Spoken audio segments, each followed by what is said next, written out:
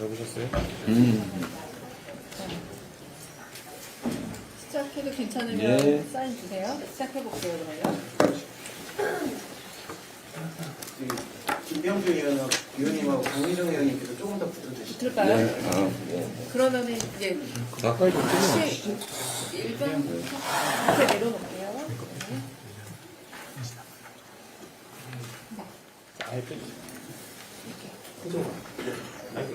좀만 멈춰. 후보님도 물병을. 네. 아, 그래. 물병.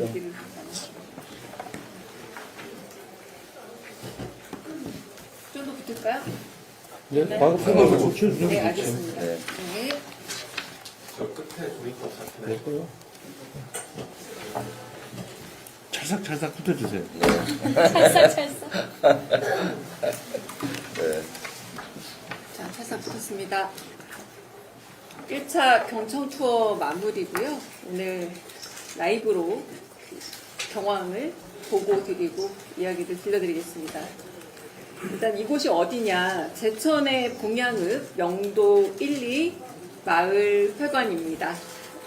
마을회관이고요. 뒤에 보면은 노익강령이라고 쓰여 있는데 노인이 노년에 더욱 건강하고 평안해져야 한다라는 의미를 갖고 있다고 합니다. 여기는 마을회관이기도 하지만 여기 명도 1, 2의 어르신들을 위한 공간이기도 합니다.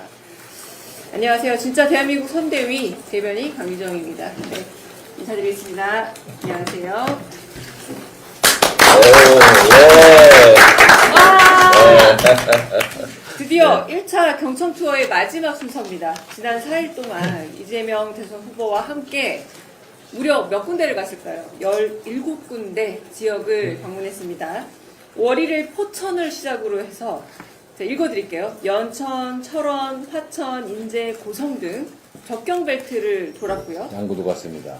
네, 양구 갔습니다. 양구 그랬죠. 네, 됐죠. 네. 시민들께 인사를 드렸습니다. 그리고 속초, 양양, 강릉, 동해, 삼척, 태백 등 동해안 벨트를 또 거쳤습니다. 그리고 영주, 예천, 단양, 영월, 그리고 제천, 단양, 팔경. 사실은 단양 구경입니다. 저희가 단양 구경 시장을 갔거든요. 그 단양 구경 벨트를 방문해서 민심을 청취했습니다. 정말 숨가쁘게 전국의 방방곡곡 지금 다니고 있고요. 오늘 라이브 방송에서는 1차 경청 투어에서 저희가 청취했던 민심들을 다시 한번 들어보고 국민께 보고하는 시간 가져보도록 하겠습니다. 자, 먼저 오늘 함께한 분들 모두 잘 알고 계시지만 그래도 또 소개드리겠습니다. 자, 먼저 이재명 후보님. 네, 그리고 김병주 공동선대위원장님. 네, 반갑습니다. 네, 당 청년위원장 맡고 계신 오경정 의원님. 반갑습니다. 자, 그리고 안기령 대변인님.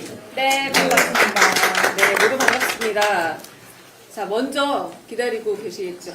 많은 분들이 듣고 싶은 이재명 후보님, 이번 1차 경청 투어 어떠셨는지 한번 소감 듣고 싶습니다. 지금 4일째죠? 네.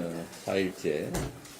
꽤 많은 지역들을 돌아봤는데, 생각했던 것 이상으로 상황이 아주 안 좋은 것 같습니다. 특히 지금 제일 안 좋던 지역이 이 접경 지역에 강원도, 경기도 북부 지역들, 특히 강원도 북부 지역이 정말로 어려운 것 같아요.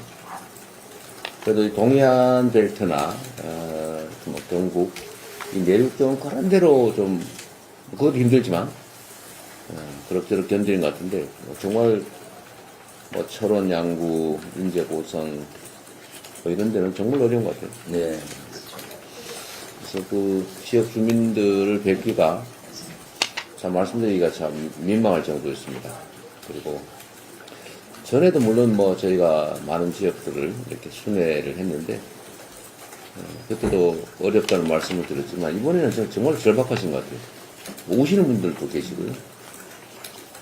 참 너무 힘들어서 그런지 말씀도 잘 못하시고 그런 경우들을 봐서 정말 가슴이 많이 아팠습니다.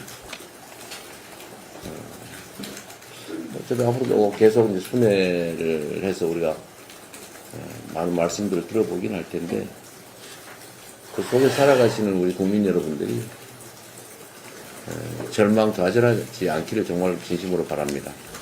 그래서 이게 우리가 저력이 있기 때문에 잠시 어려움을 겪더라도 또 거기서 무너지는 게 아니라 또 하기에 따라서 다시 일어설 수 있다, 이런 자신감을 좀 가졌으면 좋겠고, 우리 정치하는 사람들도 그런 부분에 대한 각별한 각오가 좀 필요하지 않을까, 그런 생각이 들었습니다. 하여튼 결론적으로는 너무 죄송하다, 너무 힘드신 것 같다, 그리고 앞으로 좋아질 것 같지 않다라고 하는 그 절망이 정말 광범위하게 이렇게 퍼져 있는 것 같아요. 희망을 만들어내야 되겠다는 각오도 하게 됐습니다. 네. 후보님, 정말 저도 후보님과 같이 다니면서 가장 기억에 남는 게 인구가 자꾸 줄고 있다. 네. 라고 하시는 말씀이 결국 우리가 민생 경제라는 게 네. 입에 발린 소리가 아니라 정말 민생을 살리고 경제를 살려야겠다라는 생각을 하게끔 됐습니다. 김병주 선대위원장님, 가성장군 출신이신데 이 여정에 같이 하게 된 가장 큰 이유 중에 하나도 그 민주당의 안보 전문가시기도 하지만 이번 접경벨트 지역과 특별한 인연이 또 있어서 이 경청도에도 애정이 있었지 않을까 싶습니다. 네. 네, 그렇죠. 접경 지역은 같은 지역마다 제가 다 인연이 있어서 마음이 더 애잔하고 더 관심이 많았습니다. 이번에 사실 경청 투어 그 제목도 너무 잘 정했다라고 생각을 했습니다.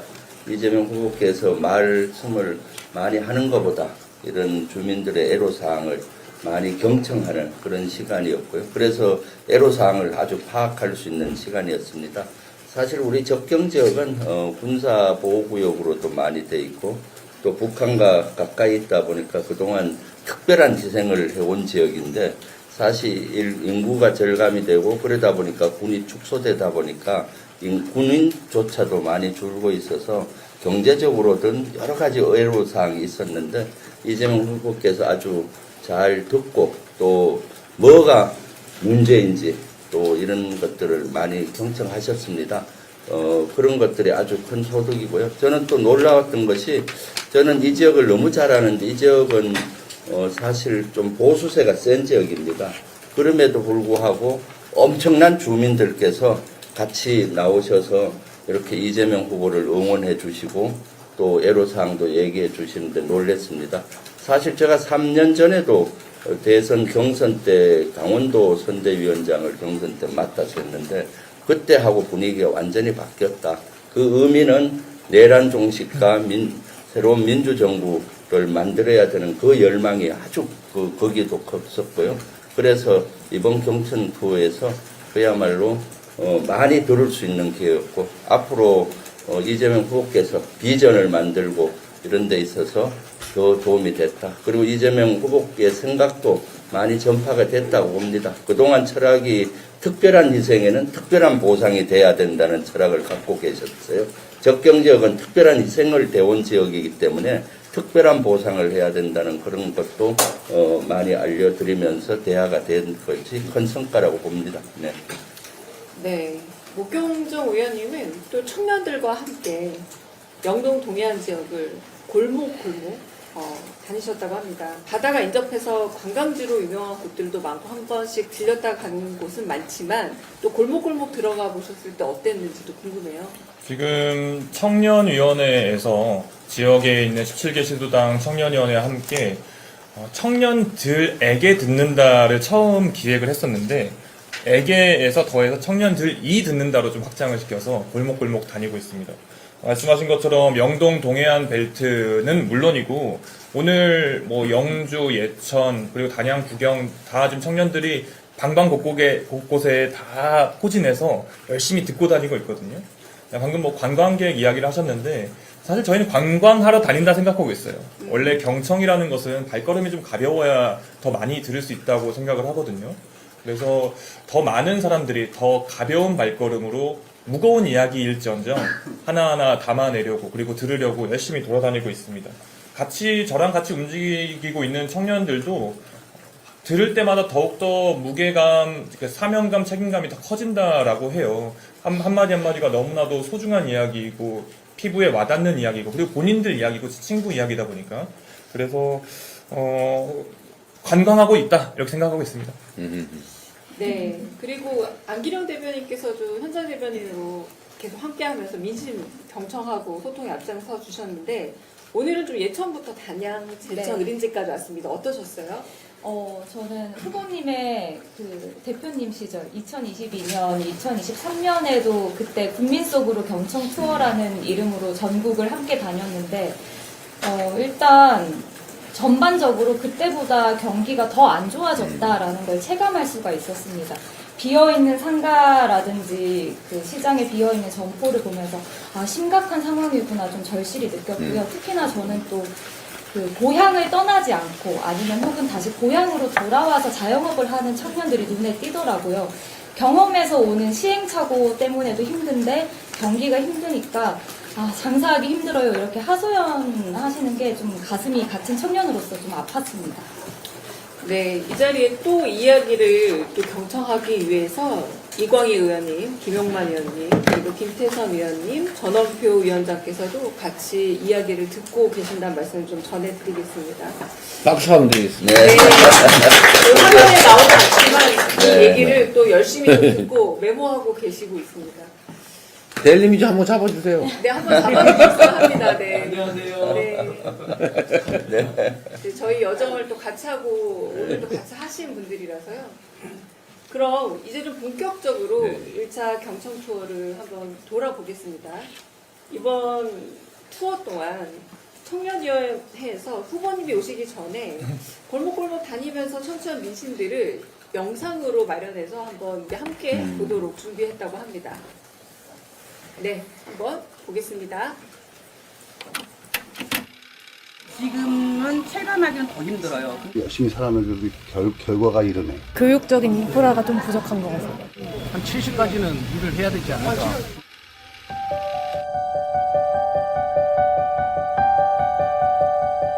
우리가 먹고 살아야 될 거 아니야. 아니, 장사꾼이 한 두세 달 이렇게 맞으면은 이거 타격 커요. 어려운 건 소상공인들 전국적인 뜻이 알겠을 거죠. 업종 불문하고 다 힘드시다고 하더라고요. 저희 시장에도 그렇고 사람이 안 다닐 때가 되게 많아요.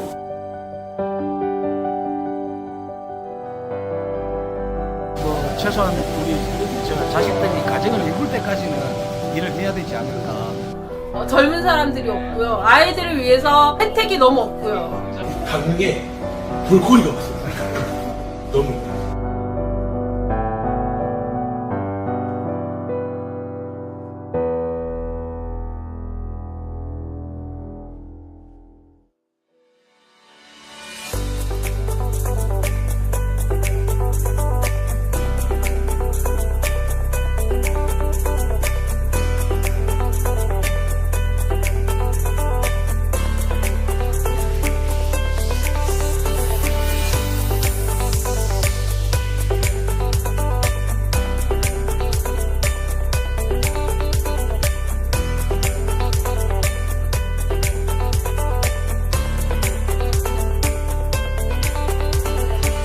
서민들이 살아야 좀 살지 않을까요?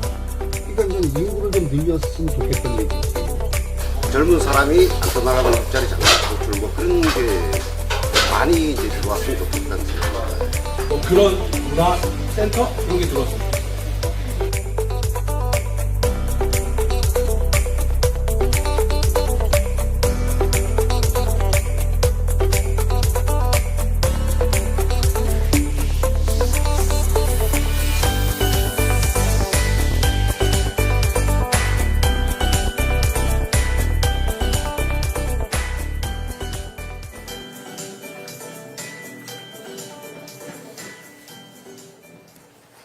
오, 잘 만들었네. 감사합니다. 언제 이렇게 만들었어요? 지금도 만들고 있습니다. 제 수행 비서관 출신입니다. 네. 해석하는 것도 말씀드리겠습니다. 청년 비서 경청. 예, 오경정 의원이 SNS 뉴미디어에 아주 밝습니다. 그러니까 다 이재명 후보님께 배우신 것 같아요. 제가 제 근처에 실력이 없으면 잘렸습니다. 네, 시민들의 목소리를 그리고 염원에 담긴 영상이었습니다. 경제, 민생, 근데 좀, 그리고 네. 청년 이 이야기들 사실 우리가 들었던 얘기들과 크게 다르진 않은데 후보님 어떻게 들으셨는지 궁금합니다.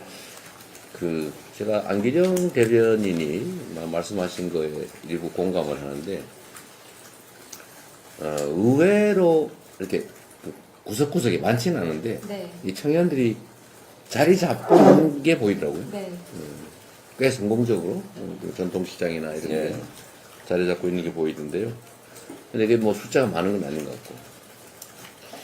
그래서 제가 지금 다니면서 제가 경호 문제 때문에 네, 접촉 그렇죠. 금지 일종의 명령을 받은 상태라 네. 웬만하면 접촉을 안 하려고 하는데 이제 어린이들을 보면 네. 애틋하기도 하고 그렇죠. 그 중에 또 부모님들이 우리 아이들 넷 키워요, 셋 네. 키워요 이렇게 손 들고 일부러 말씀하시는 분들이 많으세요.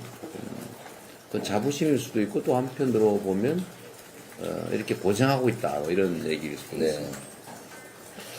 참 이게 특히 소외 지역을 지금 다니고 있는데 이 소외 지역을 어떻게 하면은 살만한 지역으로 만들어 볼까 이 고민을 제가 끊임없이 하게 되더라고요.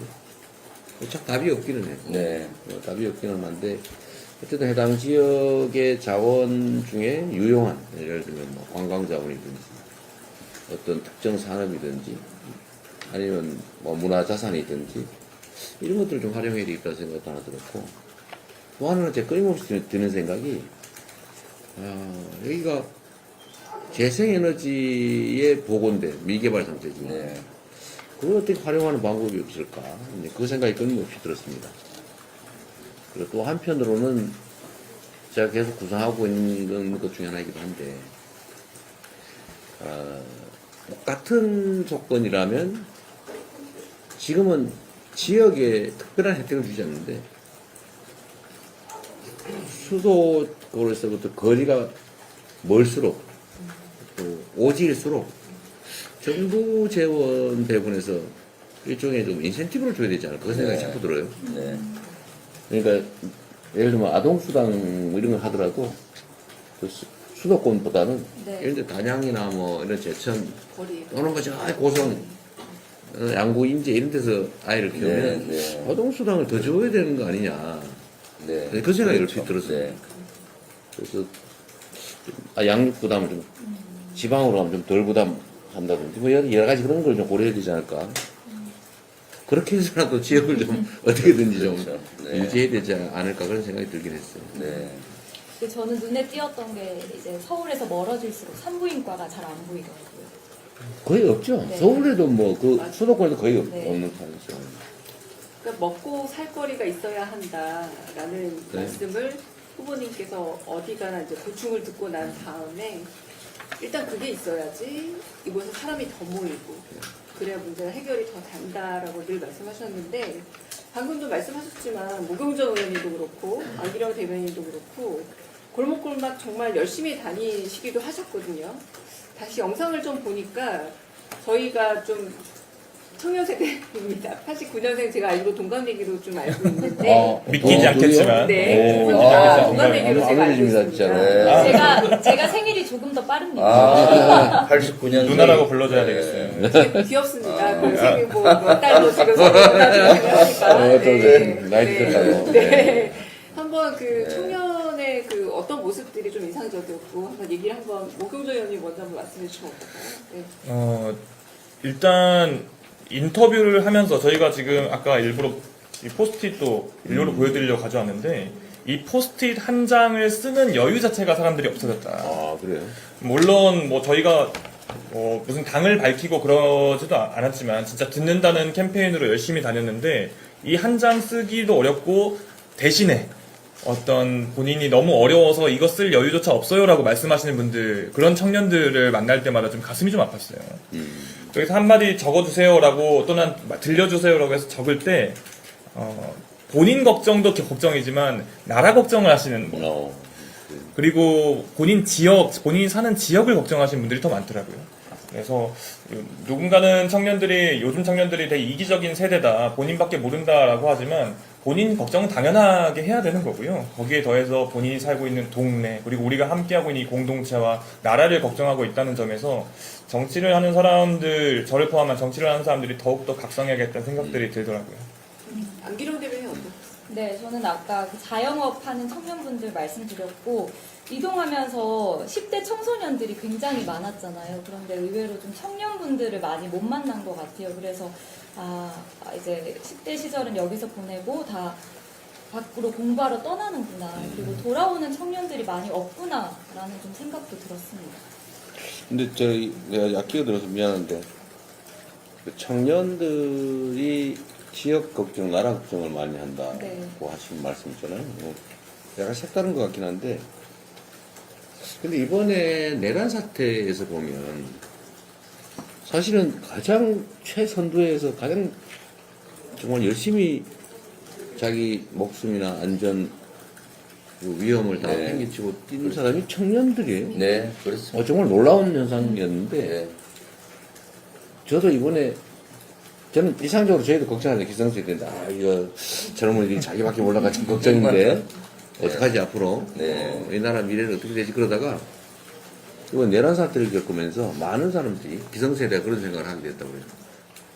걱정 안 하고 죽어도 되겠네 이런 생각이 했다고요. 그렇죠. 네. 그러니까 그게 이제 이 현장에서도 그런 게 좀 보이는군요. 그렇죠. 이게 결국은 시스템과 대한민국 민주주의와 교육 체계가 그래도 잘 작동하고 있었다라는 반증이라고 봐요. 청년들이 계엄을 겪어보지 못했던 사람들, 내란을 겪어보지 못했던 사람들이었음에도 불구하고 선배 세대들께서 교과서로 가르쳐 주시고 그리고 가정에서 사회에서 가르쳐 줬던 내용들을 기반해서 움직인 겁니다. 갑자기 어디서 뚝 떨어진 행동들이 아니에요. 그만큼 대한민국의 우리의 삶과 우리 사회 체계가 탄탄했다라고 표현할 수 있겠죠. 약간 벗어났는데 딴 얘기 원래로 돌아가시죠. 김명주 네. 위원장님 같은 경우 이제 우리 후보님이 떠나고 나면 그래도 가장 인지도 높은 의원님으로서 또 다른 또 민원들 많이 청취도 하시고 네. 하소연도 많이 듣고 뭐 격려도 많이 하셨는데 어떠셨나요? 네. 방금 보신 그 청년 모습들도 그렇고. 네. 사실 후보님이 안전 문제 때문에 악수도 잘 못하시고 사진도 잘 못 찍어주고 해서 후보님 떠나면 제가 서비스 사원에서 한 10분 남아서 사진도 찍고 또 얘기도 많이 듣고 그랬습니다. 잘하셨네요. 그러다 보니까 다른 지역 도착이 항상 늦어지고 한 군데를 또 이렇게 못 가고 이럴 수가 있었는데 저는 이번에 하면서 참 지금 경제가 많이 진짜로 어렵구나 하는 것을 느꼈고요. 그러면서도 새로운 대한민국에 대한 이런 기대가 후보님께 대한 기대가 참 크구나 하는 걸 느꼈습니다. 실제 지금이 가장 내란으로 인해서 어려운 국면인데 이것을 우리 이재명 후보께서 잘 해결해 줄 것이다라는 이런 기대가 많았고요. 특히 최근에 이런 얘기를 여기서 해야 될지 모르겠지만 대법원 판단 이런 거에 대한 분노 지수가 엄청 높아요. 그래서 뒤에 남았을 때 대법원장 탄핵해달라고 저한테 한 반은 얘기를 하더라고요. 그래서 우리 지휘부에서도 검토를 해보겠다. 충분히 듣는 형식으로 했고 거기에 대해서 갖다붙다 얘기는 안 했는데 그런 현재 실제 대법원에서 판결한 이거야말로 사법 구태타다. 그리고 실제 사법 기득권의 카르텔 또 윤석열 내란 속의 카르텔이 이렇게 곳곳에 뿌리 내리고 있으니까 이거를 발본색원 해주고 그리고 이재명 후보를 옆에서 꼭 지켜달라고까지 하는 주문을 많이 받았고요. 청년 얘기 조금 전에 나와서 저는 평생을 20대 하고 살았지 않습니까? 장병들하고. 그럴 때마다 저는 청년들을 보면서 우리 미래가 밝다는 걸 늘 느꼈습니다. 왜냐하면은 부모님 세대들은 청년들이 불안해 보이지만은 대단히 자립심이 강하고 창의력이 있고 디지털 마인드가 돼 있어서 실질적으로 저희 세대보다 능력 면에서 저는 한 10배 이상이라고 늘 생각을 해서 제가 비서관들 쓸 때도 20대를 한 반 이상 쓰고 있습니다. 그럴 정도로, 그리고 지금도 후보님 말씀하셨지만은 창업을 해서 진짜 어렵게 이렇게 굳세게 살아가는 청년들 봤을 때 대단히 그 희망적이었고요. 제가 진짜 인상적이었던 것이 인제 원통을 갔는데 남성 청년이었는데 후보님한테 악수하고 이렇게 사진까지 찍었는데 눈물이 걸성걸성해서 제가 좀 위로하려고 이렇게 서 있었더니 거기 전봇대 옆에서 막 울더라고요. 감동을 해서. 그래서 왜 그러냐 그랬더니 이재명 후보는 지금의 어려움을 극복해 줄 수 있을 것 같아서 기대가 커서 감격했다고, 그래서 제가 많이 격려해 주고 같이 가자라고 했었습니다. 네. 후보님이 17군데 들리시면서 말씀들을 꼭 하셨어요. 근데 저는 가장 기억에 남는 한 단어 그리고 한 문장을 뽑는다면 국민이 하셔야 합니다. 라는 말씀이셨어요. 그러니까 말씀하신 것처럼 뭐 해주세요 이런 말씀 많이 하셨지만 가장 기본적으로 투표를 잘해야 합니다. 국민이 하셔야 됩니다라고 말씀하셨는데, 사실 제가 개인적으로 제일 궁금한 거, 우리 이재명 후보님께서 늘 저렇게 수첩에 메모를 하시거든요. 누굴 만나거나 어떤 얘기를 들으시거나 그 수첩 메모 내용도 굉장히 궁금하고요. 또 어떤 내용이 좀 메모가 되어 있는지, 그리고 가장 좀 인상에 남았다거나 아니면 요건 꼭 정책이나 공약에 넣어야겠다 이렇게 좀 영감을 받으신 게 있는지도 좀 궁금합니다. 워낙 많은 분들이 말씀을 주시긴 하는데 제일 많이 말씀하시는 게 인구 감소 큰일이다 뭐 그런 얘기, 되게 다 하시는 말씀이시고요. 주로는 저희가 이제 자영업 하시는 분들, 그런 분들 많이 뵈니까 손님 없다. 네. 우리 다 망한다. 빚 늘었다. 앞으로 어떡하냐. 그런 말씀들이 너무 많았고요. 특정 지역들의 특수한 경우, 고성 같더니 우리 군사시설 보호구역 이런 문제들 좀 완화해주면 좋겠다.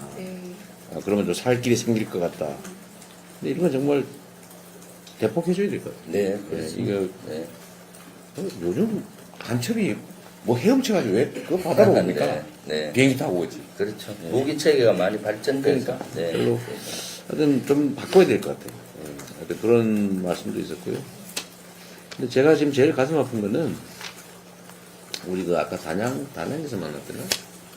그 양회동 열사 부인. 아마 이 방송 보시는 분이 그 사람이 누구지? 이럴 수 있는데 건폭으로 몰려가지고 건설노동조합 간부인데 무슨 폭력 집단으로 몰려가지고 그때 몇 명 구속 적부심사 할 때 억울하다고 적부심사 전날 분신 자살하신 분이 있어요. 그렇죠. 사실 저는 그때 당시도 그랬지만 건설 노동자들이 단체로 집단으로 사용자 측에 우리 고용 좀 많이 해라, 임금 어떻게 하자, 그거 얘기하는데 그게 왜 공갈입니까 그게? 노동법에 보장되는 단체 행동권인데 세상에 그걸 또 구속을 해가지고 참 어떻게 세상이 이렇게 되돌아가는지 모르겠어요. 그때도 참 황당하기도 하고 또 기가 막혔는데 그분이 여기 찾아오셨더라고 아까 단양으로. 그래서 이게 또 보니까 너무 가슴 아팠어요. 단양 사시는 분은 아닌데 일부러 오셨다고 저한테 편지를 전해주겠다고 억울해서 그러신 거죠. 근데 그런 분들이 곳곳에 계시죠. 어디 계시고 얼마나 억울하겠어요. 생때 같은 남편을 그것도 부신자살을 하셨으니 상상할 수 없는 일이죠. 그래서 국가가 국민을 지켜주지 못할 망정 국민들을 공지로 몰아가지고 극단적 선택을 하게 만든다는 게 참. 사실 그런 또 그 말고도 사실 너무 먹고 살기 어려우시니까 자포자기 하시는 분들이 꽤 있는 것 같아요. 근데 그 자리에 나타나지도 못하시는 분들이 더 많을 거라고. 그런 어려움 안타까움들이 많이 써져 있죠.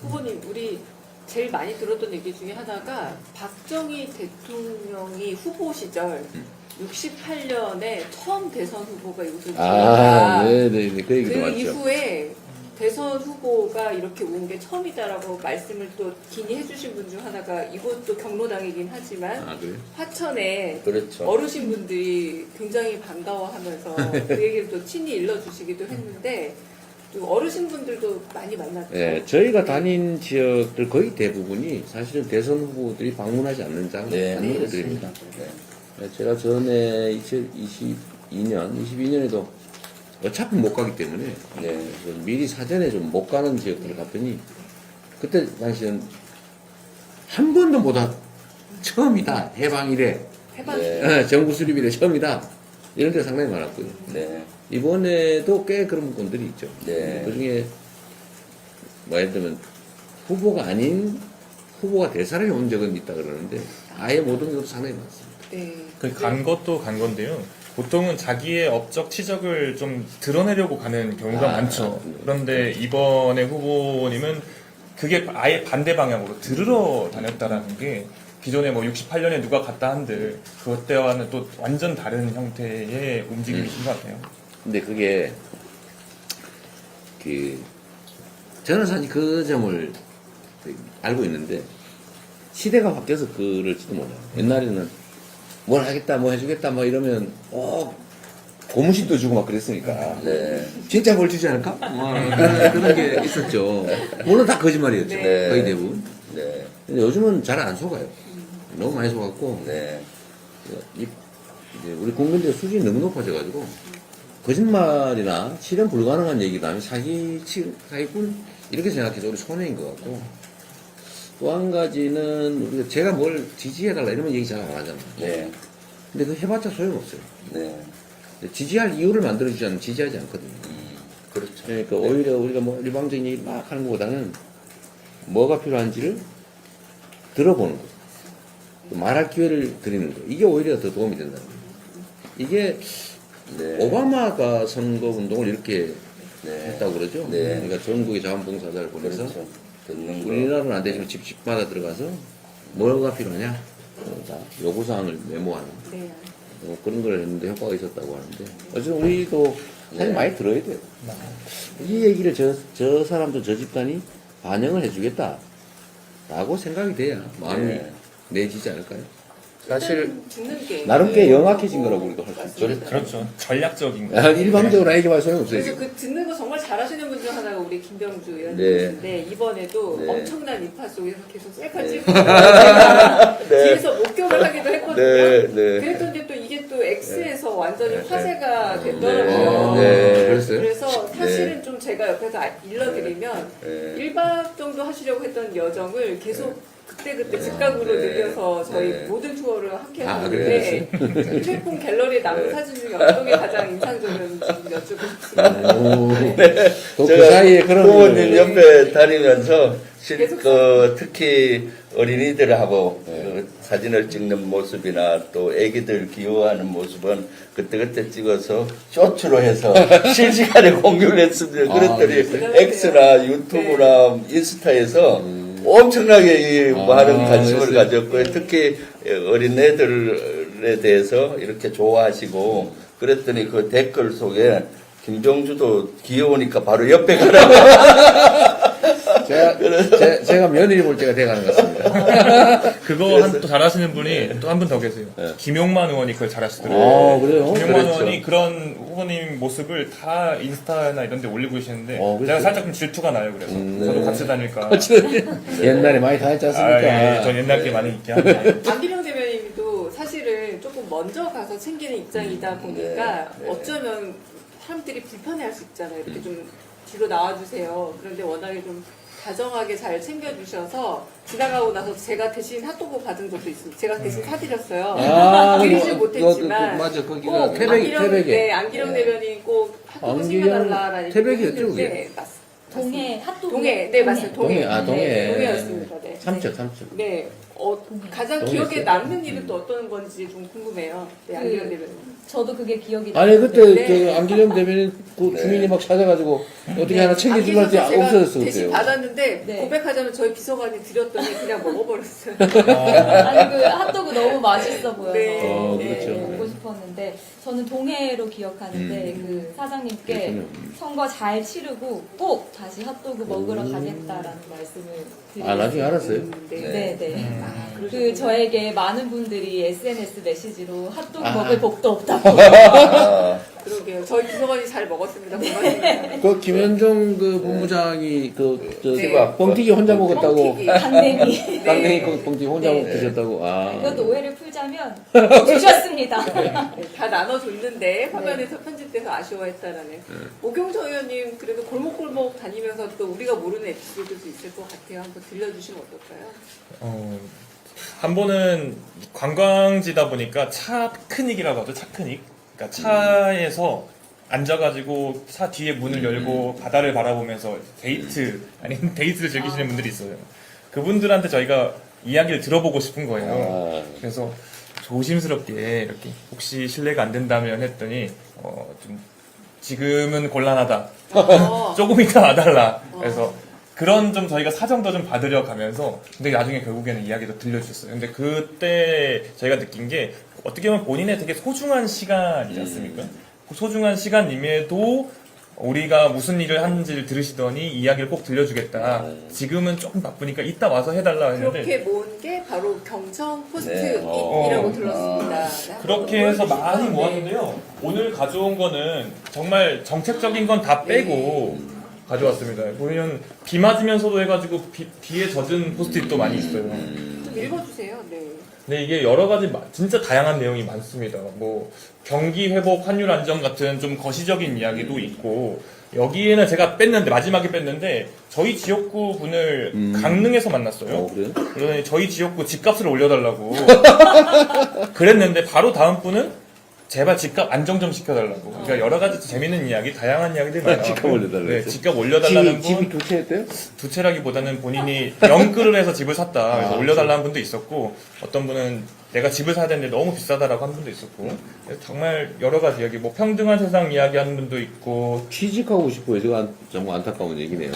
한 가지 좀 재밌는 게 있었는데요. 이제 어린 친구들, 아이들도 갑자기 쓰겠다고 주라는 거예요. 근데 본인이 응원하는 아이돌 스타의 건강을 기원하는 글도 있었어요. 네, 여러 가지 취직도 있고, 스드메 이야기도 여러 많이 있습니다.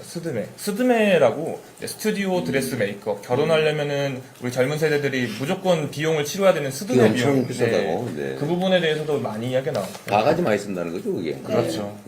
뭐 행복한 나라 만들어달라. 네. 그 마음을 우리 후보님께 사실 전달하기 위해서 다 모아왔다라고 합니다. 후보님 그래요? 저 무거운 마음을. 아, 이걸 나한테 네. 맡기면 나가 어떻게 한다고? 그래서 네. 그래서 저희가 네. 정리를 하는 사이트가 있습니다. 네. 블루캐스트라고 여러분 블루캐스트에 많이 들어오시면 나중에 이 받은 내용들을 저희가 다 정리해서 강릉에서 받은 포스트잇은 이겁니다. 뭐 그다음에 단양에서 받은 포스트잇은 이렇습니다라고 정리를 해서 올릴 생각입니다. 블루캐스트 많이 관심 가져주십시오. 소상공인 다 주고요. 아, 정말 저 가슴 아픈 얘기입니다.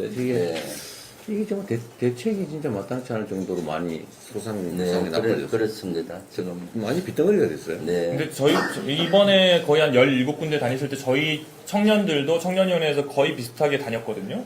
근데 가장 많이 나온 이야기는 결국 경제 이야기가 제일 많이 있습니다. 먹고 사는 문제. 네, 먹고 사는 문제가 가장 많습니다. 특히 내란 때문에 더 어려웠던 것 같습니다. 제가 그 가게 하시는 대표 한 분을 만났는데 12.3 내란 소식을 딱 듣는 순간에 아이고 망했구나, 장사 안 되겠구나 그 생각부터 연말 들었다고 송년 모임이 다 올라갔죠. 그런데 그 다음 날부터 줄줄이 취소돼서 아주 어려웠다고 저한테 호소를 하니까 사실 12.3 내란이 가지고 온 우리 경제에 대한 아주 엄청납니다. 어려움이 있었죠. 그래서 참 빨리 내란 종식을 지키고 민주주의를 회복해야 되겠다는 걸 더욱 다짐을 했습니다. 다들 너무 불안해하시죠. 네. 모든 게 불안하니까 네. 소비를 안 해요. 네. 집 밖에서는 안 나가려고 하고. 저희가 시장, 상가 이런 곳을 많이 다니다 보니까 아무래도 다들 장사가 어렵다.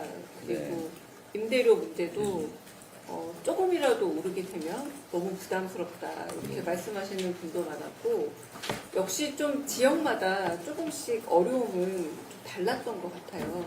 그래서 조금 그 부분에 대해서도 좀 혹시 메모하신 내용도 네. 있겠지만 좀 특히 적경 지역 갔었을 때 그리고 동해안 벨트 도셨을 때 조금 이 지역은 이런 건 좀 진짜 우리가 좀 제도적으로 정책적으로 좀 변화를 모색해야겠다. 어떤 생각하셨는지 궁금합니다. 이 접경지 라인 중에 이제 최고 동해안 쪽, 그냥 고성. 네. 네. 고성이 제가 성남시장을 할 때 성남시하고 자매도시였어요. 그래서 고성이 좀 도움이 되게 하려고 이제 성남시 공무원들 연수를 다 고성의 금강산 호텔인가? 네, 네. 뭐가 있어요. 네. 근데 그래도 다 보내기도 했었는데 어쨌든 너무 어려운 지역이거든요. 근데 실제로 그 동네 고성군에서 저희한테 부탁한 게 사람을 좀 보내달라였어요. 일부러 보내기도 했어요. 근데 지금 이번에 가서 보니까 그 해양 심층수 자랑을 고성군한테 그렇죠. 많이 했는데 네. 해양 심층수 관련 기업들이 들어올 일단 산업단지 같은 게 있는데 네. 그게 부족할 정도로 수요가 많다고 해요. 네. 그런데 이런저런 뭐 규제나 이런 것들 때문에 고생을 하나 봐요.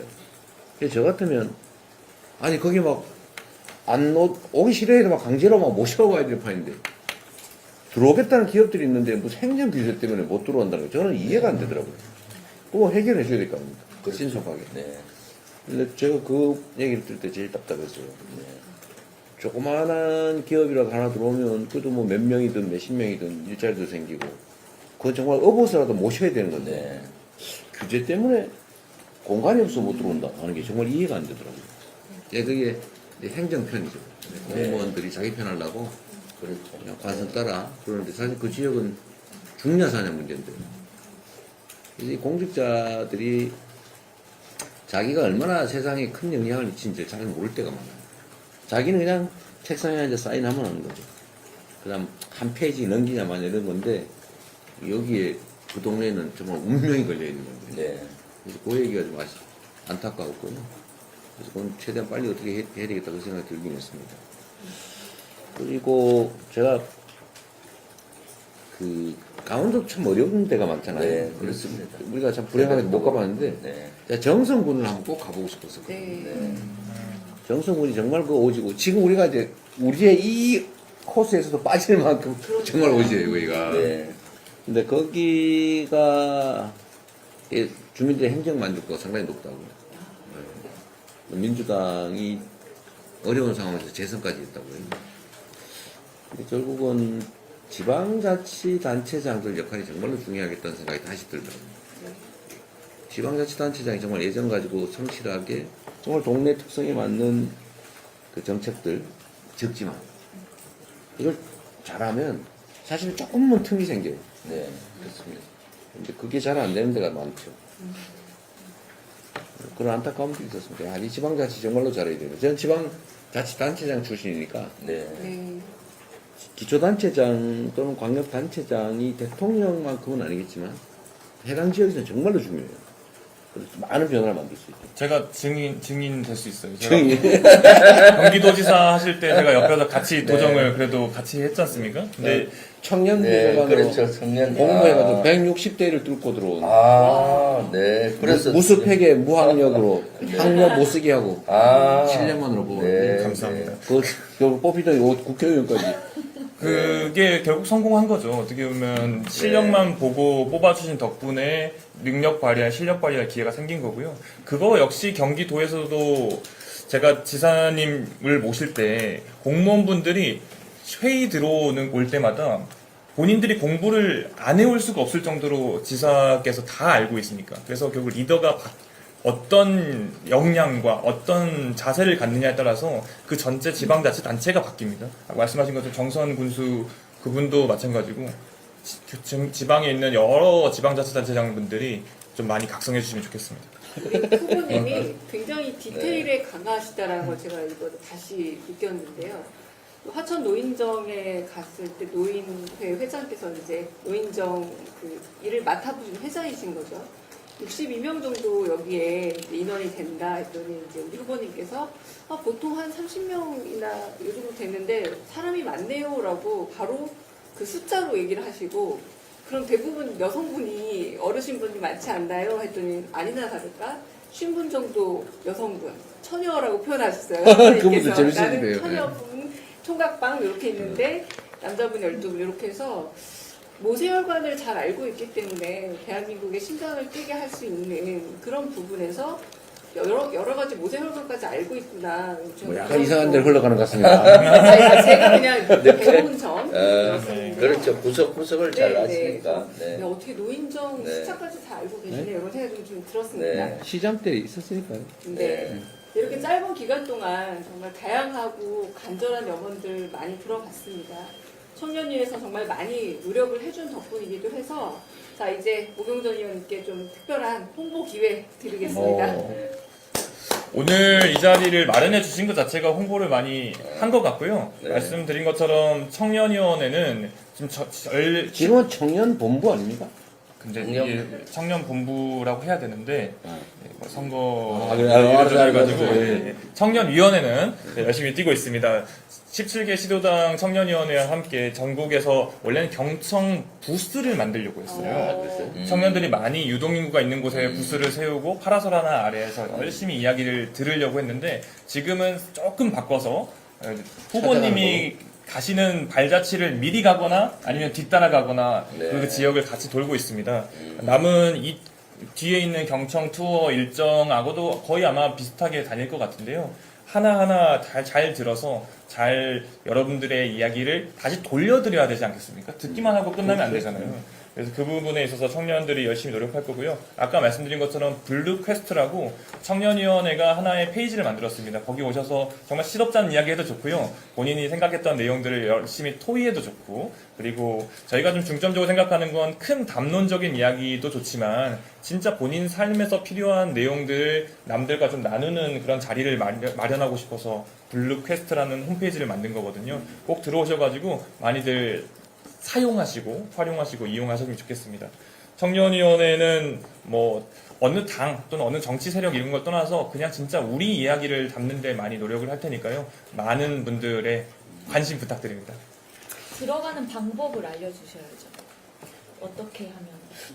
네이버에 블루캐스트를 치시거나 아니면 되게 간단합니다. BLQ, 블루캐스트, blq.kr로 오시면 되고요. 우리 당 홈페이지에 가면은 크게 배너가 떠 있습니다. 거기 들어오시면 더 많이 들어오실 것 같아요. 그 모두의 질문하고는 좀 다른 건가요? 좀 다릅니다. 모두의 질문은 우리가 들어가지고 답변하는 정도라면 이거는 사람들끼리, 서로 청년들끼리 서로 논의를 할 수 있고 자기들끼리. 그 안에서 좀 답을 또 낼 수 있습니다. 네. 이렇게 좀 살아있는 민심 속으로 경청 투어. 근데 저희가 1차라고 표현을 한 이유는 2차도 있습니다. 네. 계속됩니다.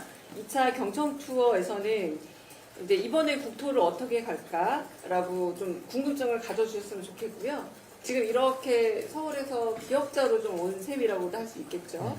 네, 어떻게 돌지 좀 궁금해 주셨으면 좋겠고, 이번에 이제 지역의 청년분들도 만났고 더 경청할 예정입니다. 그리고 이 경청은 듣는 데서 끝나는 것이 아니라 많은 부분 우리 후보님에게 잘 전달이 돼서 여러 가지 또 이제 고민들을 우리가 숙제들을 안겨주는 시간이 될 텐데, 김병주 위원장님 그리고 안기령 대변인님 2차 투어 혹시 같이 해주실 건지 일단 좀 여쭤봅니다. 네. 예, 저는 사실 2차 투어 꼭 같이 하고 싶어요. 왜냐하면은 1차 때 사실 이틀만 하고 복귀하려고 했는데 원래 그 저기 접경 지역만 하려고 했는데 우리 또 그 시민분들이나 주민분들이 또 영동권까지 해달라고 또 그쪽이 저 연고도 있고 했는데 저 역할이 크더라고요. 왜냐하면은 후보님 가신 다음에 사진도 찍어줘야 되고 그다음 중간중간에 제가 계속 라이브로 그 강유정 의원하고 차에서 라이브를 하면서 기자분들이 현상만 봤잖아요. 비하인드 스토리를 제가 계속 하는 라이브를 했는데 효과가 컸습니다. 그거 진짜예요? 네. 아마 보세요. 별로 도움이 안 됐어요. 아무 반응이 없잖아요. 거기에서 제일 큰 질문이 오늘 후보님 점심 때 뭐 드셨어요? 무슨 논의하셨어요? 사실 점심 저녁 보통 우리 서민들 먹는 곰탕, 설렁탕, 김치찌개 이런 걸 들고 그때도 얘기가 예를 들어 태백 같은 데가 아까 이 지역 활성화하는 방안이 뭐냐 그거 갖고 토의했잖아요. 그리고 고성 가서는 심층수 그거 갖고 어떻게 할 거냐 식사하면서도 업무적인 걸 했거든요. 그래서 강유정 의원하고 자주 했었고요. 근데 제가 강유정 의원 부탁을 못 들어준 게 있어요. 뭐예요? 유튜브가 94,000 4,000명이었는데 제가 10만을 돌파시켜주겠다 1차 때 아, 그럼 지금- 했는데 지금 합시다. 94,100인데 10만을 못 돌파시켜줬어요. 우리 데일리 민주하고 그러면 예. 그거 지금 해결합시다. 네네 그렇죠. 지금 그 보고 계신 분들 지금 여기 네. 저는 많이 강- 보고 계신데 예. 강유정 TV 강유정 TV로. 94,100인데 네, 지금부터 미리 얘기했어야 되는데 네. 강유정 TV 저기 네. 클릭하셔가지고 네. 구독 좀 눌러주세요. 네, 제가 아이고 모경정 TV. 아니 너무 많이 외우면 안 된다니까. 아니, 들어가신 김에 하나만. 아, 모두 그래? 모경정. 네. 사실 어제 10만 넘으면 김병주 여기서 뭐 할 거냐 저한테 묻길래 제가 춤출게요 이랬거든요. 아, 여러분 지금 그 10만 원 넘겨주시면 그 강유정 의원의 춤을 볼 수 있어요. 여기서 와. 그래서 제가 해야지. 시간이 너무 없어요. 네, 그러니까 모경정 네. 모두 모경정. 모경정. 아이고 그래 하면 안 돼요. 네. 그럼 모경정 씨만 안 들어간다는 얘기죠. 네. 아, 돼요. 나옵니다. 네. 주불리 김병주는 안 해줘서 좋습니다. 아이고, 강유정한테 주십시오. 강유정. 주불리 김병주. 춤을 봐야 됩니다. 아니, 얼마 전에 그 골드박스, 골드버튼 언박싱도 하셨더라고요. 네. 부럽습니다. 따라가겠습니다. 네. 네. 지금 몇 명이 좀 늘었습니다. 아 진짜. 네. 와. 저는 이제 10,000명 늘었어요. 네. 네. 아, 진짜 네. 춤추기 전에 빨리 끝내야 네, 또 저기 강유정 TV. 그리고 명색이 그 100만 유튜버인데 지금 이 정도는 바로 해주셔야 그러니까요. 우리가 살지 않겠습니까? 네. 강유정 TV 네, 그리고 감사합니다. 구독 좋아요 네. 부탁드립니다. 그리고 이재명 TV도 안 하신 분 반은 안 했더라고요. 맞아요. 지난번 원래 안 꼭 해요.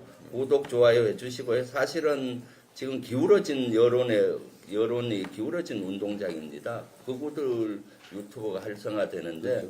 우리 이재명 TV나 데일리민주나 강유정 TV 주불리 김병주도 포함해 구독 좋아요 이런 걸 해줘야 사실은 중도 보수층에도 추천이 되잖아요. 그래서 기울어진 맞아요. 모경동 TV까지 좀 해주셔야 안기령 TV 하고까지요. 네, 네, 해서 네. 우리가 여론전에서 이겨야 내란을 종식하고 민주주의 헌정 질서를 바로 잡을 수 있습니다. 그래서 오늘 조금 귀찮으시더라도 나가기 전에 다 누르고 나가십시오. 네. 또 5분 남았으니까 네. 아니, 강유정 TV는 지금 한 1,000명 늘었습니다. 아, 네. 네. 늘어나는 속도가 문제죠.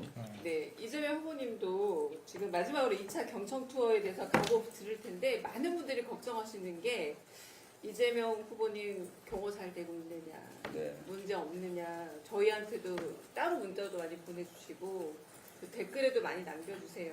그래서 저희가 많이 신경 쓰고 있기는 합니다만 2차 경청 투어에 대해서 그 부분에 대해서 이제 컨디션도 신경 쓰셔라 하는 여러 지지자분들의 또 말씀도 있습니다. 어떻게 우리 임할까요? 일단 뭐 경찰 경호를 아주 잘해주고 계세요.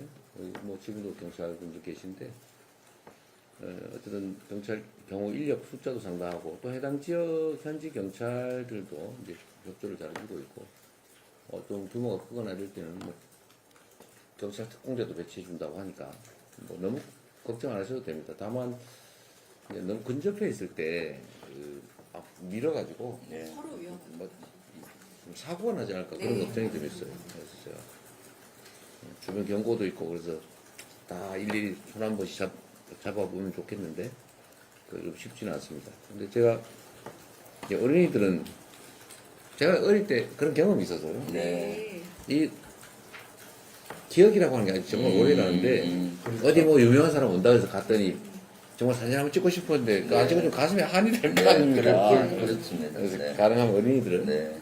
또 귀한 존재들이고 그래서 사진도 찍고 뭐 손도 잡고 하는데 우리 어르신들은 좀 참아주시기 바랍니다. 그리고 시간이 많지가 않죠. 사실 이번에는 선거 기간도 그렇고 워낙 짧은 시간에 우리가 이제 선거에 임해야 되기 때문에 지방 방문이 참 쉽지가 않습니다. 그래도 최대한 다녀보려고 합니다. 아니, 나라 살림을 맡을 사람이라는데 한 번 얼굴도 안 못 보고 우리 동네에 와보지도 않았다. 참 그 서운함과 소외감이 큰 것 같아요. 최근에는 더군다나 먹고 살기도 어려운데 이렇게까지 대접받아야 되냐 이런 생각도 있을 것 같아요. 네. 그래서 가능하면 많이 가보려고 합니다. 근데 전국에 우리 시군구가 한 227개인가? 뭐, 그쯤 될 텐데. 228개인가 7개인가 그럴 거예요. 다 가기는 쉽지는 않을 것 같아요. 그리고 이제, 우리 국민 여러분들이 얼마나 힘드십니까? 경제적으로도 어렵고, 사실은 심리적으로도 되게 불안해요. 불안하잖아요. 네. 그래서 이 두 가지 겹쳐 있습니다. 뭐 모두 다 해결을 해야죠. 길지 않은 시간 안에 이제 해결은 될 텐데 다시 또 바닥이 있으면 천정도 있는 거고 골이 깊으면 산도 높은 거 아닌가 그런 생각하고요. 음지만큼 양지 있는 거니까 지금까지 많이 나빴지만 또 위기가 기회이기도 합니다. 대전환이 있을 거니까 희망을 가지고 열심히 하도록 하겠습니다. 아, 그리고 지금 보시는 분들 그 강유정 TV 눌러주셨어요? 네. 몇 분 들어오셨어요? 다시 확인해 보겠습니다. 그래도 아까 2,700명 정도 더 늘었는데 96,700명. 그러면 3,000명 정도 더 나왔어요. 3,300명 더 들어오면 되죠? 네. 네. 자, 좀 3,300분 눌러주세요. 빨리 춤 좀 보게. 아, 그리고 96,700. 불안해지고 있어요. 왜 불안해? 빨리 이거 하면 한 5천 정도는 가요. 네, 그렇죠. 그다음에 이거 끄면 안 되니까 약간 연장전을 하기로 하고. 이거 끝나면 원래 언론인들 브리핑이 있죠. 맞습니다. 네. 네, 브리핑은 또 계속 해놓고 하도록 하겠습니다. 안 될 거예요. 제가 조금 시간을 끌자면 네, 네. 그 안전 문제도 말씀해 주셨는데 양구도 갑자기 가시겠다고 결정하셨잖아요. 네, 그래서 빠지고 양구까지 합치면 18군데인 것 같거든요. 그래서 네. 최대한 많은 곳에서 많은 분들의 이야기를 경청하려고 하시다 보니까 그 김태선, 김용만 두 수행실장께서 맞아요. 너무 네. 많이 당황해하시고 고생을 하고 계십니다. 네. 네.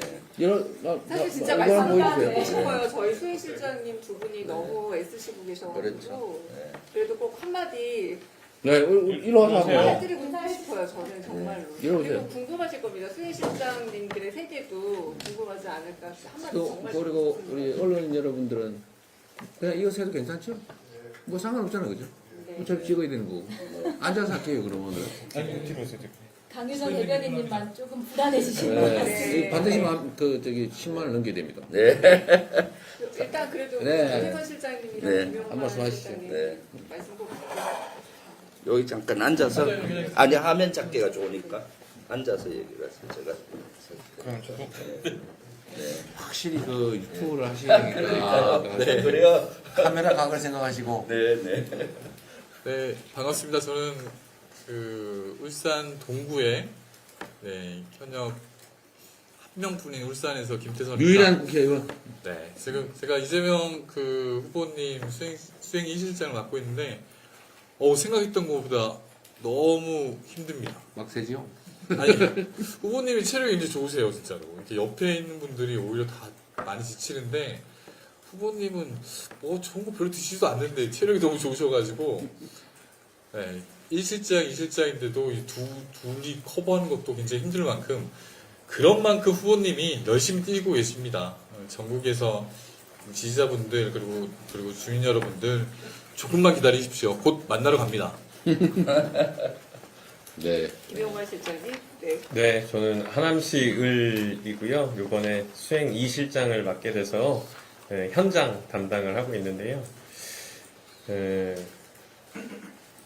제가 후보님 일정을 쫓아다니면서 매번 느끼는 게 모든 장소가 다 광화문 집회 장소 같이 정말 많은 분들이 나와주십니다. 그래서 앞서 후보님께서도 말씀 주신 것처럼 본인은 괜찮지만 이제 남들이 다칠까봐 걱정을 하시는데요. 같이 다니시는 우리 경호팀 분들께서 매번 저와 함께 당원분들께 이렇게 저렇게 하면 아주 질서정연하게 우리 후보님을 맞이할 수 있다 이렇게 안내를 드리는데요. 나오시게 되면 경찰 공무원분들 그리고 우리 경호팀 분들께서 이렇게 안내 드리는 것에 있어서 너무 서운하게 생각하지 마시고요. 좀 지침을 잘 따라주시면 모두가 우리 후보님과 교류도 할 수 있고 또 그만큼 응원도 할 수 있을 테니까요. 앞서서 말씀 주신 부분 잘 생각을 좀 받아주시고 너무 서운하게 생각을 안 하셨으면 좋을 것 같습니다. 저 또한 많이 후보님과 교류할 수 있도록 노력 많이 하겠습니다. 부탁드리겠습니다. 네. 네. 자, 모두 잊고 있으셨겠지만 사회자가 접니다. 아, 제가 잠깐만요. 저기 우리 네. 우리 김 의원은 잘 모르는 분들이 계신데 아. 이 김용만 의원의 할배 아버님이 할아버지의 아버님이 김구 선생이세요. 비슷하게 생기지 않았어요? 동그란 안경만 쓰면 똑같다고. 네. 네. 얼마나 피하려고 하고 있습니다. 그래도 이 심성도, 의지도, 역량도 김구 선생을 많이 닮으셨어요. 민주당의 큰 기능이 될 겁니다. 아, 그리고 참 강유정 TV 누르셨어요? 구독? 어디? 진짜 불안했는데 진짜. 아니, 원래 약속은 지키는 겁니다. 97,500? 7,500? 네. 다 돼가네. 7,500. 이 정도면 많이 해주신 것 같아요. 언론 인터뷰가 끝날 때, 백브리핑이 끝날 때쯤 되면 10,000명을 10만을 넘길 것 같습니다. 아, 뭐 너무 불안해하지 마시고요. 네. 네, 계속 진행해. 그럼 일단 잠깐만요. 한마디만 하고요. 네네네. 사실 제가 최고위원이 되고 나서 이재명 후보 그 당시 대표하고 같이 맨날 회의하니까 제가 그 일반 친구들이나 지인들이나 아는 분들 만나면 제일 많이 받는 질문이 뭔지 아십니까? 뭐예요? 이재명 대표 어떤 분이야? 가까이 해. 그래서 제가 첫 번째로 얘기하는 것이 귀가 열려 있다. 와, 경청 능력이 뛰어나시다. 참 일일이 다 얘기 듣고 또 반대 의견도 듣고 그리고 나서 명확하게 판단한다 하고 첫 번째를 귀가 열려 있다. 경청 잘 능력. 믿죠, 근데? 예, 뭐 안 믿습니다. 사실은 제 잘. 마음대로 네. 그런 걸 마치 뭐 1인 무슨 체제 이런 식으로 생각하는데 귀가 참 많이 열려 있다라는 얘기를 많이 하고 저도 최고위원 되기 전에는 그렇게 귀가 많이 열려 있는지 잘 몰랐어요. 진짜 밖에서 보는 거하고. 그래서 이번 경청 투어도 사실 후보께서 이번 평소 하시던 걸 한 겁니다. 사실은 말을 많이 하는 것도 중요하지만은 진짜로 국민들의 필요, 니즈를 경청하는 것이 무엇보다도 중요하다. 그래서 경청 투어로 했고 실제 이번에도 다니시면서 후보님 말씀을 하기보다는 듣는 거를 많이 하셔갖고 그것이 사실은 리더로서의 가장 중요한 덕목 중에 사실 하나예요. 제일 중요한 덕목 중에 하나라고 보고요. 또 점심 먹을 때도 일입니다. 사실 점심 저녁 먹을 때도 맨날 태백에 가서도 그 인구가 12만에서 5만 줄다가 3만 5천 되는데 어떻게 먹여 살리느냐, 어떻게 경제를 살리느냐 해서 거기서도 토의했었고요. 제가 또 거기 태백 같은 데는 예를 들면 해발 700고지이기 때문에 모기가 없거든요. 그래서 실버 장수마을을 만든다든가 폐강을 이용해서 포도주 생산하는 걸 한다든가 또는 미래는 공기 파는 사업도 된다라고 하고 그런 미래에 대한 비전에 대한 토의가 줄을 이루었습니다. 네. 그래서 경청 투어는 사실은 그냥 보여주기식으로 된 것이 아니라 후보님의 어떤 그동안의 특성을 그대로 나타낸 경청 투어입니다. 감사합니다. 네. 자, 그럼 오늘 시작하시죠, 뭐. 네, 방송, 그러니까 저희 이 경청 투어에 대한 방송을 좀 여기서 마치도록 하겠고요. 함께 해주신 안기령 대변인, 모병정 의원님, 그리고 김병규 최고위원님, 그리고 이재명 후보님 모두 귀한 말씀 감사합니다. 네, 방송은 끄지 않고 네, 계속 강유정 TV 구독을 누르면서 네. 네, 언론 브리핑을 이어서 하도록 하겠습니다. 일단 시청해주신 분들께 한번 네. 요거 네. 경청 투어에 대해서 안 끝난 안전하게 1차 네. 투어가 맞춰졌습니다. 방송은 안 끝났습니다. 네. 저희가 정말 좋은 얘기 많이 귀담아 들었고요. 그리고 정말 이 노트가 아마 조금 있으면 같이 하지 않을까 싶습니다. 2차 경청 투어 예고는 곧 있으면 아마 나올 겁니다. 나올 거고요. 이번에도 의외로 이런 곳에 또 경청을 하러 가는구나 라는 좀 놀라움을 갖게 될 여성들이 아닐까라는 생각이 듭니다. 그럼 여기서 일단 1차 경청 투어에 대한 우리 마무리는 짓도록 하겠습니다. 네, 감사합니다. 감사합니다. 네, 강유경 TV에 대한 구독은 계속됩니다. 2,000명 남았습니다. 아이고, 감사합니다. 제가 약속을 지킬 수 있게 해주셔서요.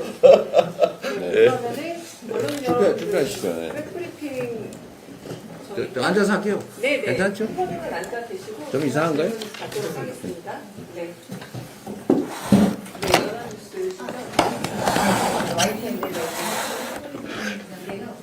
내일부터 시작되는 2박 3일 2차 경청 투어는 경기 양평 여주나 서구 의성같이 각각 보수나 중도층 지지층이 네. 강한 곳이던데 특별히 선정하신 이유가 무엇입니까? 일단 이번에는 이제 접경 지역 그리고 강원 동해안 지역 거기는 거의 못 가는 지역이었어요. 근데 거기 그리고 되는 대로 이제 경북의 북부 지역 강원 지역을 둘러봤습니다. 이제 남아 있는 지역들이 아무래도 경북 지역 또 저희가 선거 때 못 가보는 지역들이 남해안 벨트가 있어요. 근데 그건 뭐 며칠쯤 가게 될지 모르겠는데 그 남해안에 가까운 군 단위 지역들을 한번 기획을 해야 될 것 같고 역시 충청 일대도 내일 가고 그래서 못 갈 지역을 미리 좀 가볼 생각이기 때문에 특별히 뭐 그게 그 열세 지역이어서 또는 뭐 중립 또는 중간 지역이어서 그런 건 아닙니다. 못 가본 지역 중심으로 가장 가기 어려운 지역부터 지금 먼저 가고 있다 이런 생각 이렇게 생각해 주시면 될 것 같아요. 또 제가 또 정치라고 하는 게 또 본질적으로는 소위 약자 소외에 대한 약자나 소외 부분에 대한 관심이 제일 중요하지 않나 생각해요. 네, 다른 질문 또 혹시 네. 그 처음에 영주 가셨을 때 지지자분들께 가짜뉴스에 대한 좀 미래를 당부를 하셨는데 네. 특별히 어떤 좀 가짜뉴스 연대해주고 계신가 있으셔서 말씀하신 건지 어떤 가짜뉴스를 좀 미래한다고 하시는지 거의 일반론적인 얘기를 한 거고요. 예를 들면 뭐 스카이 땡땡 뭐 이런 데는 내란 사태와 관련된 거의 뭐 황당무계한 가짜 뉴스를 고의적으로 낸 거 아닙니까? 그러나 뭐 대개 책임 있는 언론들이 뭐 그런 경우라고 탁 찝는 건 아니지만 그래도 정론직필하려는 노력들이 정말로 필요하고 또 선거가 또 격화되면 경쟁이 격화되면 또 뭐 그런 저번 대통령 선거 때 있었던 것과 같은 정말 상상하기 어려운 그런 가짜 뉴스들 정치적 편향된 뭐 그런 가짜 정보들 왜곡된 정보들이 좀 횡행하지 않을까 그런 우려를 말씀드린 겁니다. 일반적인 얘기를 했다고 이해해 주시면 되겠습니다. 네. 두 분 정도 하는 질문 먼저 네. 한국경제 이광식 기자입니다. 아까 이 마무리 발언 저희 토론에서 공감해서 그 수도권에서 먼 지역을 주로 아동수당이라던가 그런 정보 재원을 인센티브를 줘야 되는 것이 아닐까 이런 생각을 한다고 말씀하셨는데 어느 정도까지 생각이 구체화되신 바가 있으신지 실제로 앞으로 나오는 공약에 이런 내용들을 담을 계획이 있으신지 궁금합니다. 대한민국의 이제 수도권 일극 체제 이 문제는 대한민국의 양극화나 뭐 격차, 뭐 불평등 대표적 사례죠.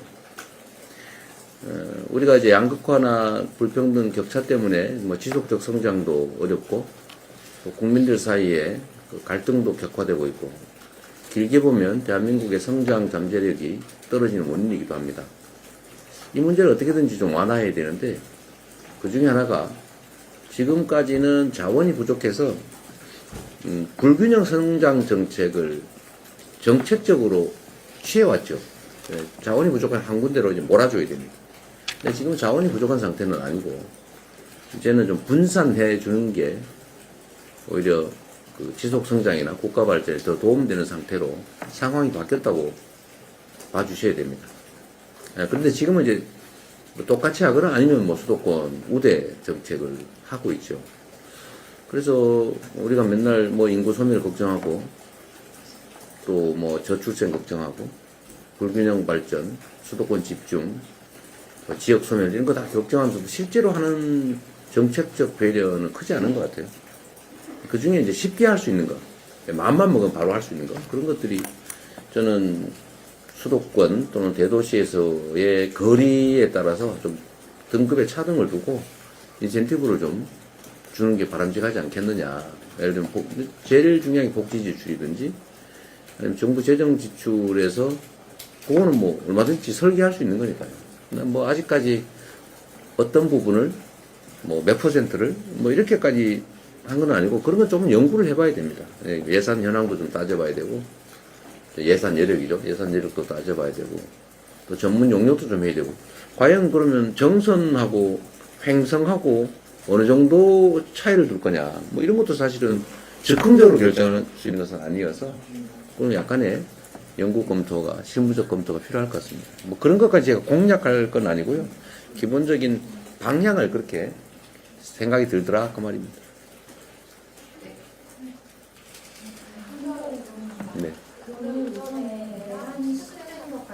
다시 시작되고 있다 이런 말씀 해주셨는데 이거 어떤 것을 두고 연구를 두고 하신 말씀이신가요? 제가 그 얘기를 구체적으로 한 게 적절할지 잘 모르겠고요. 어쨌든 우리 국민들께서 갑자기 더 불안해지신 건 또 사실이고 또 많은 분들이 걱정하게 된 것도 사실이죠. 그거는 특정인에 대한 특정 사안의 문제가 아니라 과연 내란이 종결된 것이냐 아니면 내란의 동조 또는 내란 비호 세력들이 여전히 준동할 뿐만 아니라 오히려 일종의 좀 격화된 좀 움직임이 있는 거 아니냐 이런 걱정들을 하는 것 같아서 그 말씀 드린 겁니다. 우리 국민들 기준으로 생각해 보시면 알겠죠. 죄송하지만 마지막 질문 하나 정도로 끝내지 아까부터 조금 지나가지고 MBC 공지입니다. 이용해볼 수 없을 것 같아요. 뭐 가세요. 괜찮습니다. 대법원장 탄핵 추진을 고려하기로 했다는데 현장에서도 그렇지만 사법부의 정치 개입이고 있다 이런 목소리도 나오고 있어서 후보님께서는 본인의 이슈인데 어떻게 생각하시는지 여쭤보겠습니다. 뭐 제가 관계된 문제라서 가급적이면 생각을 안 하려고 노력 중입니다. 말씀드린 것처럼 그 문제는 우리 당에서 저는 뭐 당 지도부도 아니고 당에서 국민의 뜻에 맞게 적절히 잘 처리할 것으로 생각합니다. 하세요. 오늘 지역주의 타파 얘기도 하시고 상대를 결면시키면 안 된다 이런 말씀을 해주셨고 지금 민주당 기초기들 불만 지난 정부에 후식석이나 가졌으면서 왜 아무것도 하지 못했냐 이런 이야기가 좀 있는데 선대위 컨셉인 통합과 헌정질서 회복이 양립이 안 된다 이런 지점에 대해서 어떻게 생각하시는지 궁금합니다. 190석이나 줬는데 한 게 없다고 민주당 집토끼들이 불만을 갖는다는 얘기는 어디서 나온 겁니까? 네? 처음 듣는 얘기라서. 들어본 적이 없는 얘기라서 죄송한데. 본인 생각인가요? 이게 처음 듣는 얘기였어요. 네네. 나중에 혹시 어디서 들었는지 알게 되면 저한테 따로 말씀 주시면 좋을 것 같고요. 그리고 이제 당내의 통합과 개혁, 뭐 두 가지는 양립될 수 없는 가치들이 아닙니다. 우리는 너무 다 동전은 앞면만 있는 거다. 뒷면 얘기하면 딴 얘기하는 것처럼 생각하지만 그 양전은 또 공존하는 거죠. 우리가 통합을 하면서도 얼마든지 개혁할 수 있습니다. 근데 우리가 대개 뭐 보수 진영을 생각하면 지금 보수 진영은 그거는 보수 진영이 아니죠. 보수라는 이름을 가지고 있지만 헌정질서를 파괴하는 또는 파괴하는 데 동조하는 헌법 자체를 부정하는 그런 세력들이 무슨 보수입니까? 보수를 파괴하는 세력이죠. 그런 것들 우리는 보통 극우라고 부르지만 그건 극우도 아닙니다. 그 민족주의적 요소가 전혀 없잖아요. 아주 학문적으로 얘기하면 반동이죠. 반동. 그 반동 세력들입니다. 퇴행 세력. 뭐 좀 더 한 말씀 드리면 지금 어떤 분이 그 얘기 하신 것 같은데 광주 민주화운동, 광주 정신을 헌법 전문에 게재해야 된다, 엄청 중요하다 이러면서 그 광주 민주화운동을 광주 사태라고 비하 폄훼하는 발언을 해요. 광주 사태라고 하는 건 폭도라는 얘기 아닙니까? 그게 저는 이해가 안 됩니다. 그런 점에 대한 문제의식도 좀 가져보시면 좋을 것 같아요.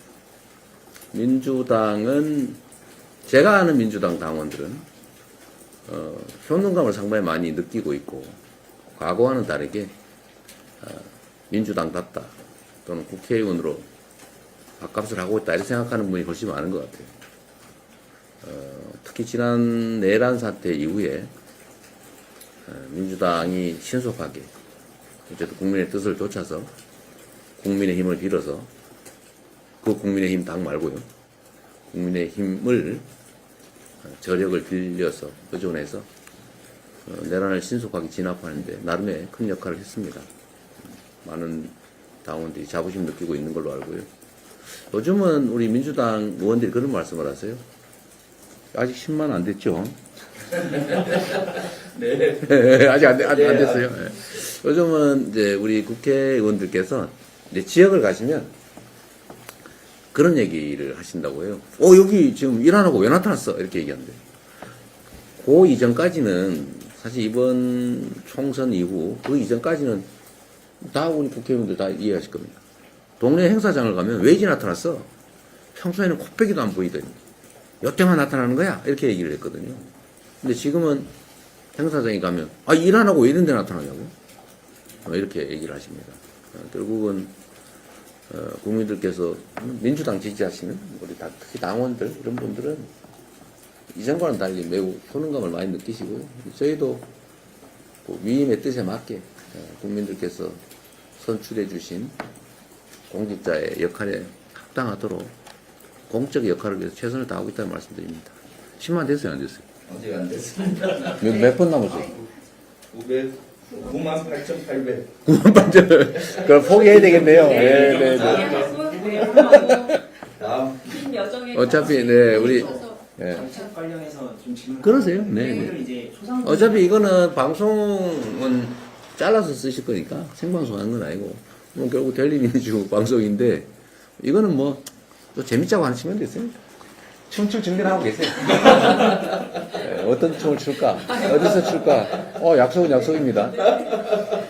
네. 이제 소상공인하고 지역 이제 자영업자 관련 공약 발표하셨는데 지난 대선 때랑 조금 비슷한 부분이 많습니다. 거의 되게 비슷하죠. 예, 거의 비슷한데 이게 좀 대동소이한 측면이 없지 않은데 네. 이렇게 하신 이유가 뭔지, 왜냐면은 3년이 지났는데도 좀 되지 않았다는 건 어떤 의식적인 생각이시는지 좀. 제가 그런 얘기를 많이 들어요.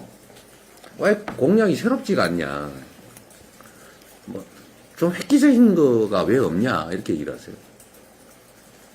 정치에서 정책이라고 하는 거는 해야 될 중요한 일들을 선정하고 그걸 국민에게 약속하고 그걸 실제로 해야 됩니다. 그런데 가끔씩은 보면 이 정책 공약을 아이디어 경진대회로 오해하는 분들이 계세요. 획기적인 새로운 아이디어. 세상에 그런 게 어디 있습니까? 그리고 또 한 가지는 이 정책에는 저작권이 없다고 제가 자주 표현하는데요. 그 누가 주장했든 뭔 상관 있습니까? 국민에게 필요한 중요한 일이면 하는 거죠. 저는 우리의 경쟁 상대가 주장했던 정책이라고 해서 안 한다 그러지 않습니다. 저는 다 베껴서 쓰죠. 성남시장을 할 때도 경기도지사를 할 때도 저는 사실 박원순 시장이 하던 일, 수원의 염태영 시장이 하던 거 이런 거 많이 뺏겨서 했어요. 그건 뭐 상관이 있습니까? 심지어 저희와 경쟁 관계에 있는 다른 당이 하던 일도 저는 좋으면 다 해요. 지금 대선과 관련된 정책 공약도 마찬가지라고 생각합니다. 우리가 해야 될 일인데 우선순위에 있고 가능한 일이다. 근데 우리가 공약을 했었다. 그런데 우리가 물론 대통령도 못했지만 그 후에 이게 잘 안 이루어져서 지금도 해야 될 일이다. 그러면 해야 되는 거죠. 그래서 저는 우리 국민들께서도 정책 공약과 정책 아이디어 이걸 좀 구분해 주시고요.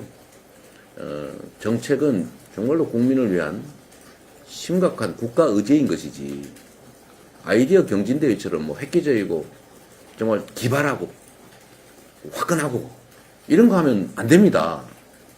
그런 걸 정책으로 하면 안 돼요. 뭐 기자분을 제가 말하는 건 아닙니다. 네, 오해하지 마시고. 관련해서 그럼 좀 오늘 이제 네네. 연락을 주셨는데 좀 재원이나 이런 좀 구체적인 건 조금 없어서 그리고 좀 자영업자분들 뭐 상감이나 이제 좀 경감 같은 거를 어떻게 조금 대체를 조금만 더 설명해 주세요. 그러니까 지금 제일 어려운 거는 사실 저희 입장에서는 경제가 일단 나빠져서 정부 재정의 여력이 많이 떨어졌고 특히 윤석열 정권이 대책 없이 부자 감세를 많이 해줬어요. 그러다 보니까 경제 상황이 나빠지면서 세수가 더 줄어드는 이런 악순환을 만들어놨습니다. 그야말로 망가뜨려버린 거죠. 황당무계한데 뭐 그래도 어떡하겠어요. 그러나 지금 우리가 재정과 관련해서 세울 대책은 일단은 탈루 재원들을 최대한 확보하는 것이 될 거고요. 꽤 많습니다.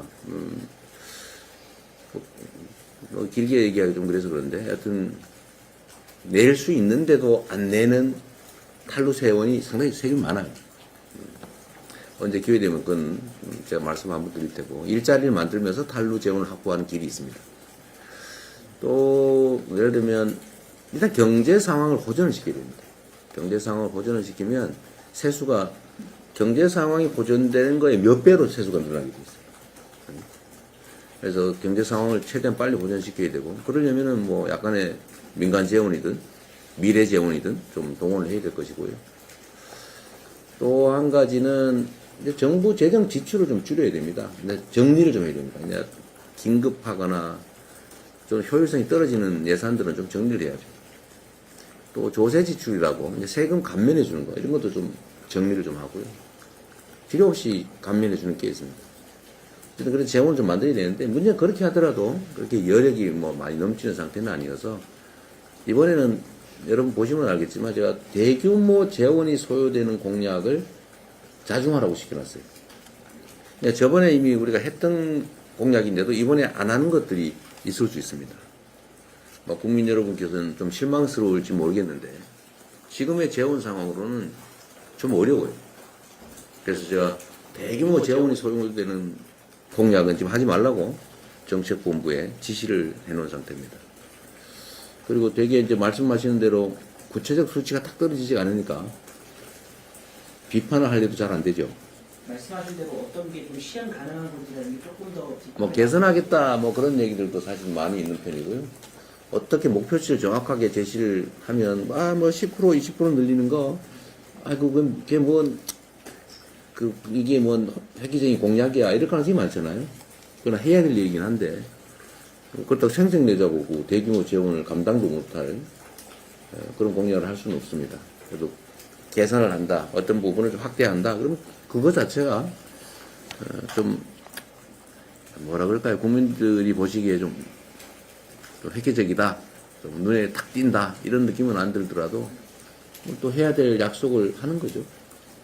그래서 이번에는 좀 눈에 팍 띄는 뭐 엄청난 재원이 들어가는 뭐 그런 것들을 발견하기가 좀 어려울 수 있습니다.